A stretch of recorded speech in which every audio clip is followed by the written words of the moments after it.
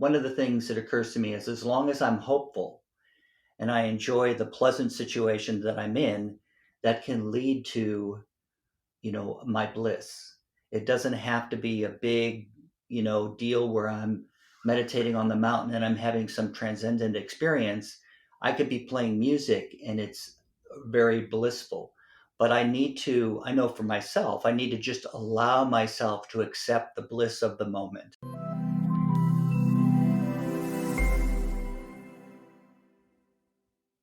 Welcome back to another exciting episode of Enthusiastically Spiritual. I'm your host, Teresa, And I'm Tom. and this is our monthly episode of TNT SpiritWorks, and we're going to be talking some practical spirituality and seeing what's going on in the collective. Yeah, we like the theme of what's up spiritually.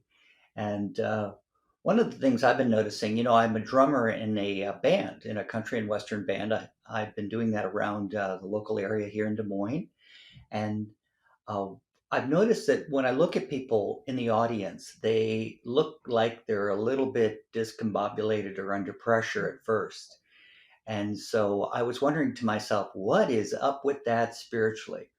Because we work with some tools and techniques that sort of forecast what's happening for us in terms of spiritual growth and where to focus for that internal, feeling good about ourselves kind of a thing.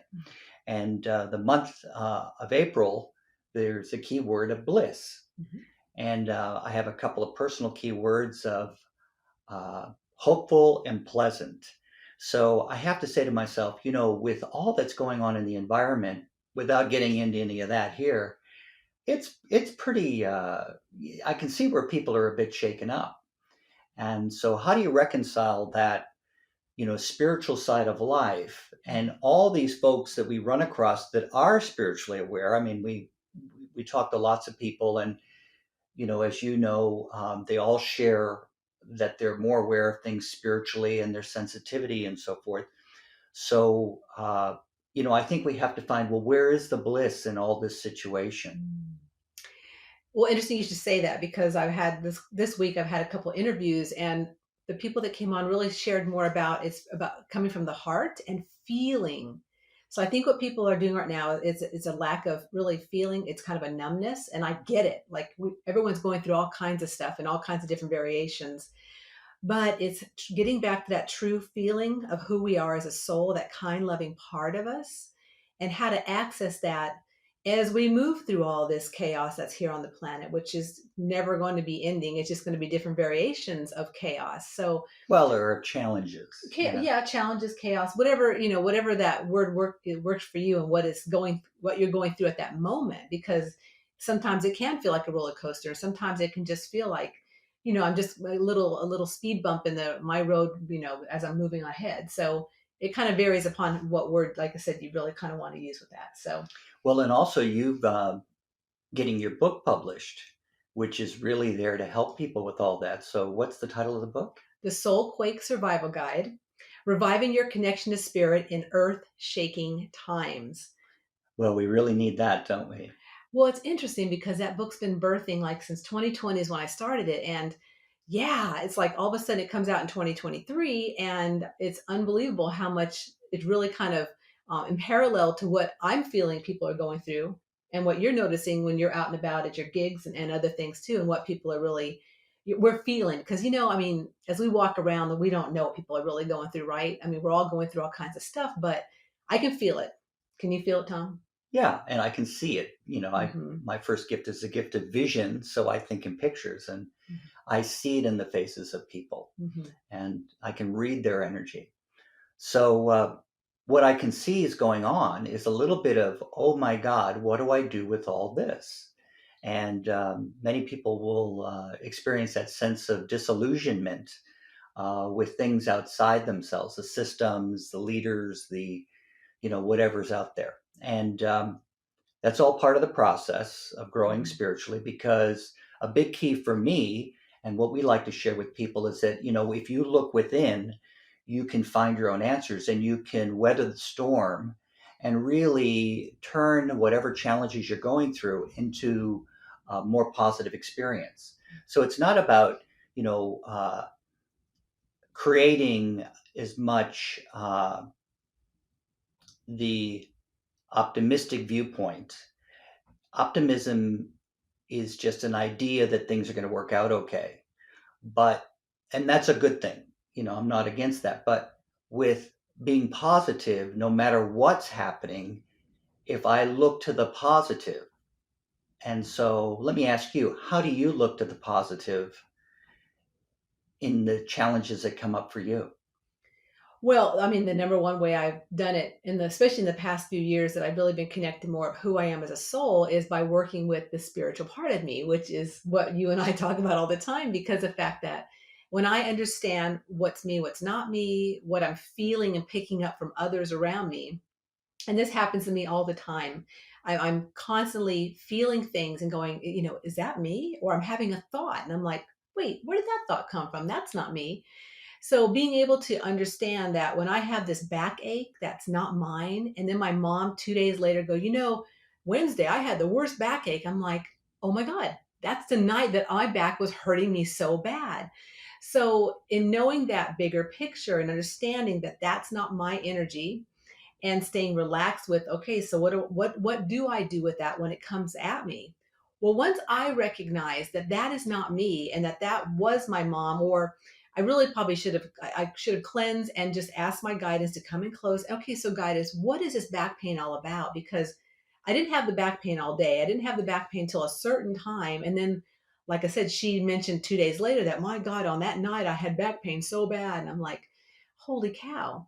And so just understanding and getting that realization that this is not me, it dissipates. For me, that's what I've noticed because it's not mine.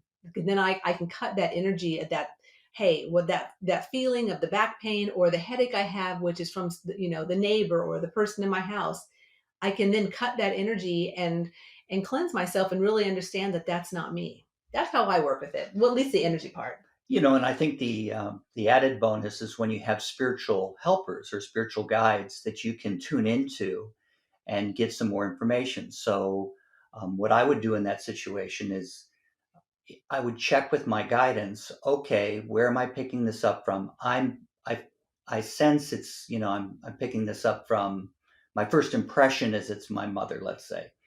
And okay, so why am I picking up on this? What is there anything I need to do about this? Am I here to be of service with this? And what is my direction? And sometimes it's just to be aware. Be aware of what others are going through. And sometimes it's to give a friendly phone call to lift somebody's spirits or show a bit of kindness and that kind of thing, because it goes a long way with healing.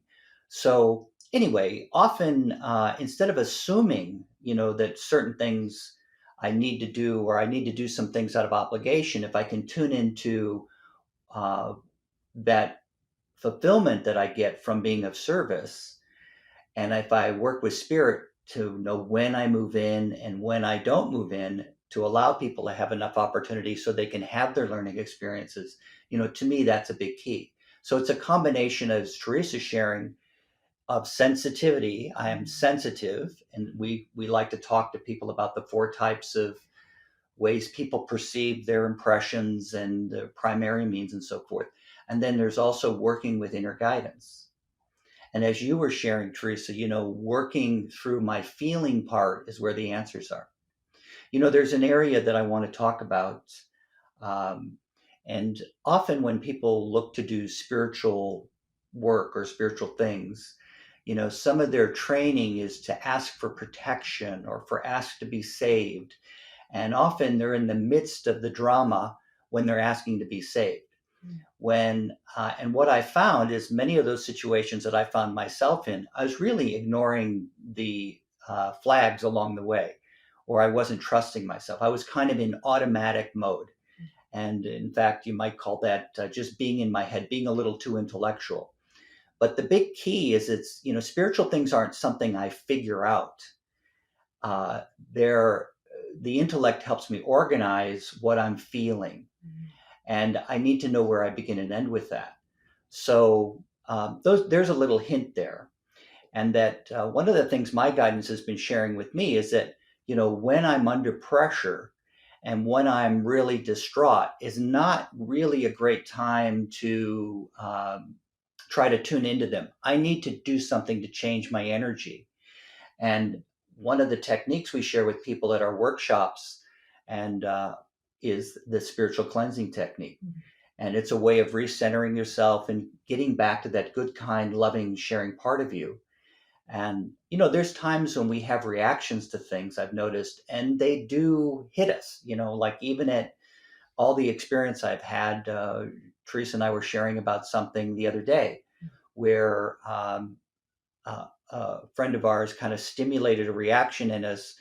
And, instead of me just gutting it out, and I want to ask you how you work with it, but in the past, I would just like, okay, well, don't feel great about this, but I'm not gonna, I just gotta muscle through it, and so to speak, and it'll pass, kind of a thing.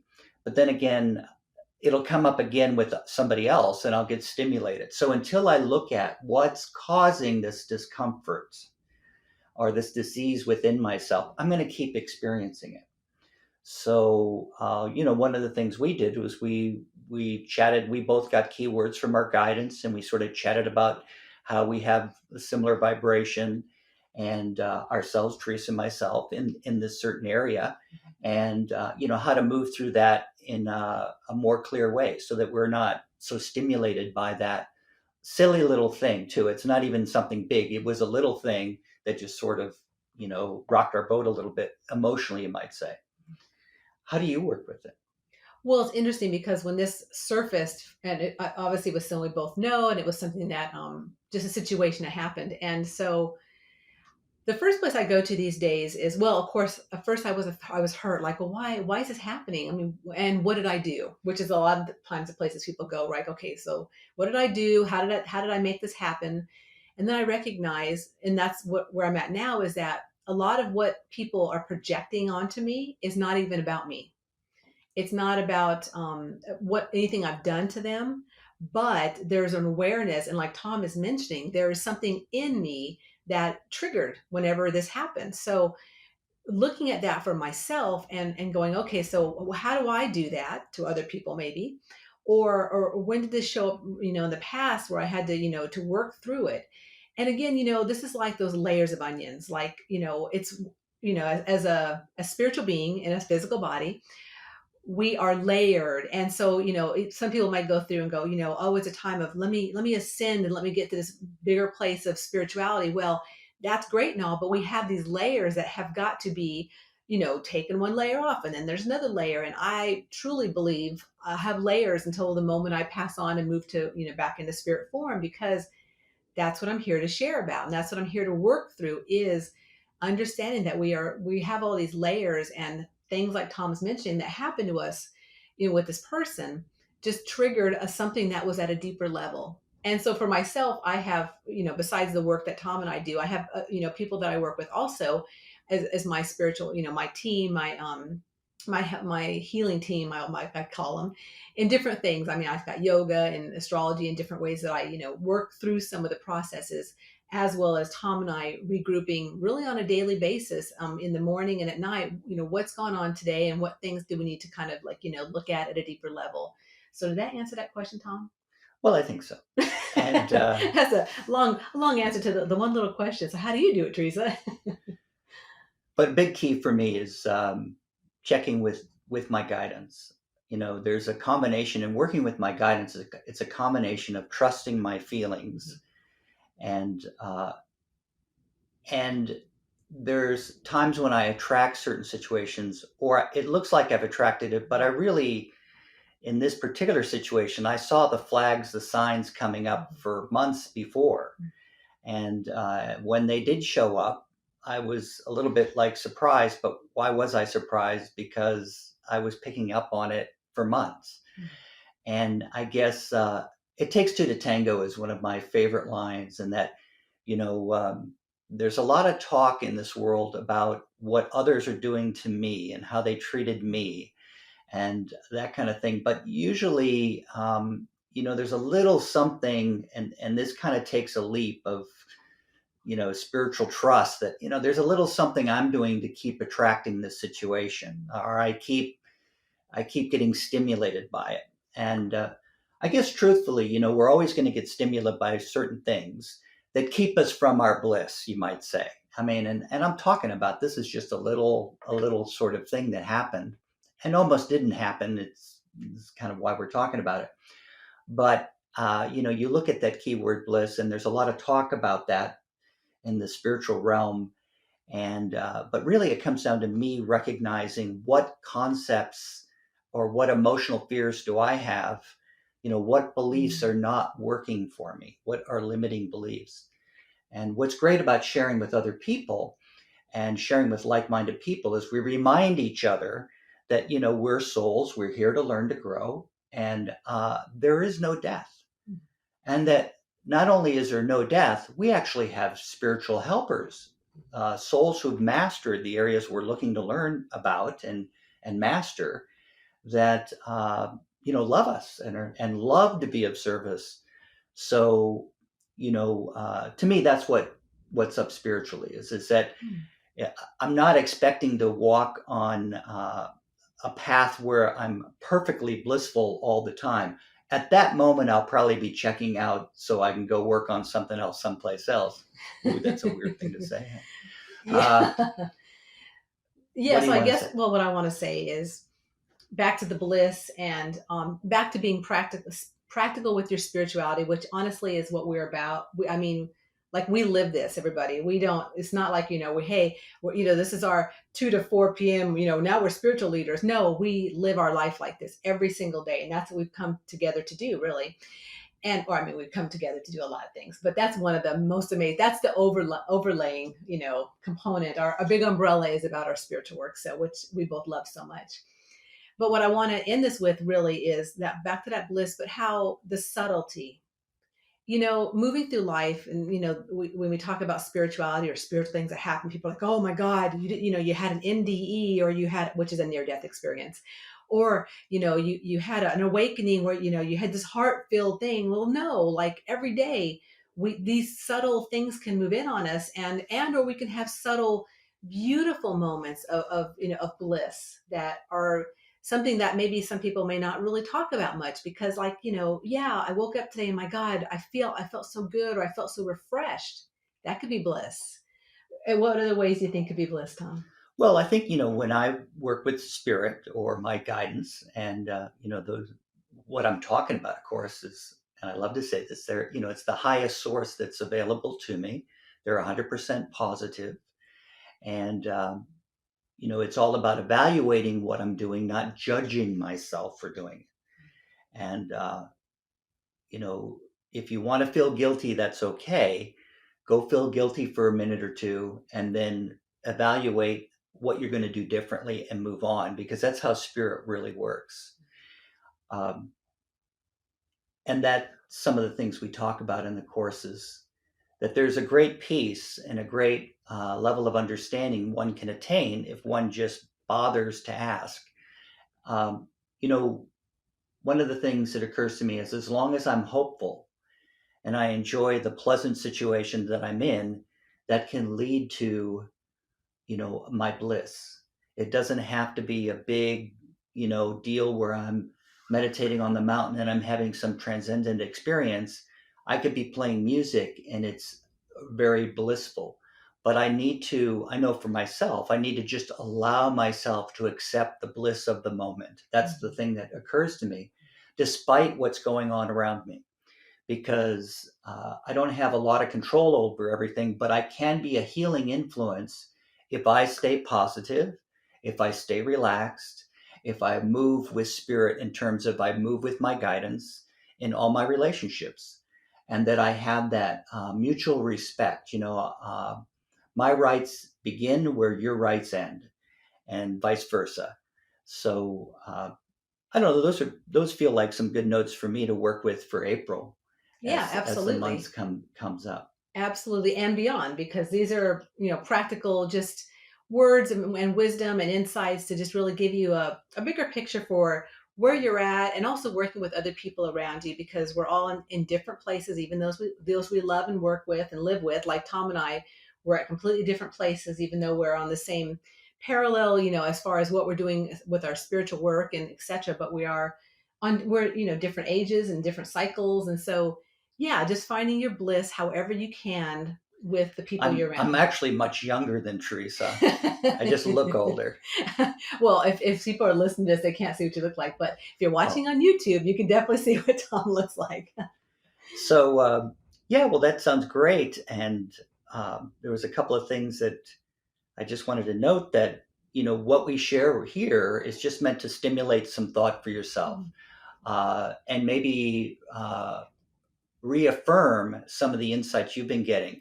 And some of you may be very masterful in the areas that we're having challenges in, and some of you may need, and we may be very, very masterful in some of the areas you're having challenges in. So it's great to share with like-minded people, Mhm.